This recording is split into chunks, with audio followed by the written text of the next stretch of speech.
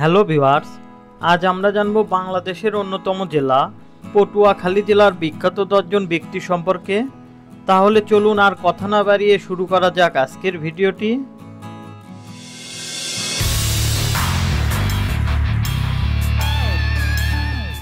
এ লিস্টের 10 নম্বরে রয়েছে একজন বাংলাদেশি অভিনেত্রী ও মডেল অহনা রহমান লাকি। তিনি জন্মগ্রহণ করেন 1987 সালের 4 এপ্রিল পটুয়াখালী জেলায়।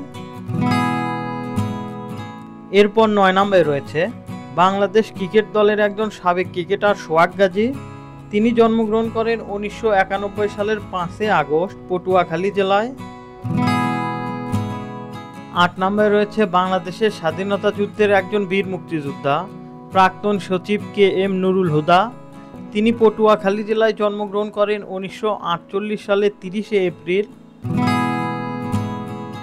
এরপর 7 নম্বরে রয়েছেন একজন বাংলাদেশি মডেল, অভিনেত্রী, পরিচালক ও উপস্থাপিকা তানিয়া আহমেদ।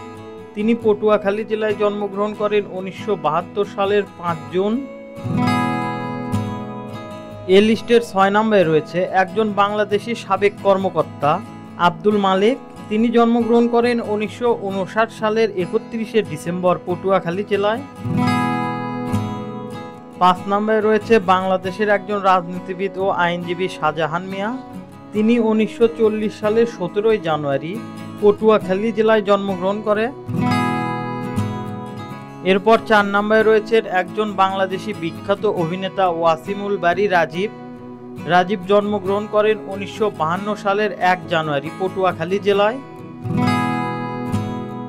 এই লিস্টের 3 নম্বরে রয়েছে একজন বাংলাদেশি রাজনীতিবিদ ও সংসদ সদস্য আখম জাহাঙ্গীর হোসাইন।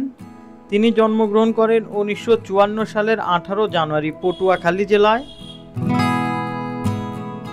এরপর 2 নম্বরে রয়েছে বাংলাদেশের একজন বিখ্যাত রাজনীতিবিদ ও ব্যবসায়ী আসম ফিরোজ।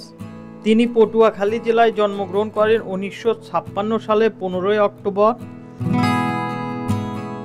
সর্বশেষ পটুয়াখালী জেলার বিখ্যাত ব্যক্তিদের মধ্যে 1 নম্বরে রয়েছেন বাংলাদেশি রাজনীতিবিদ এবং সংসদ সদস্য শওকত আলী হিরণ। তিনি জন্মগ্রহণ করেন 1956 সালে 15 অক্টোবর পটুয়াখালী জেলায়। প্রিয় দর্শক, আমাদের ভিডিওটি ভালো লাগলে অবশ্যই একটা লাইক দেবেন।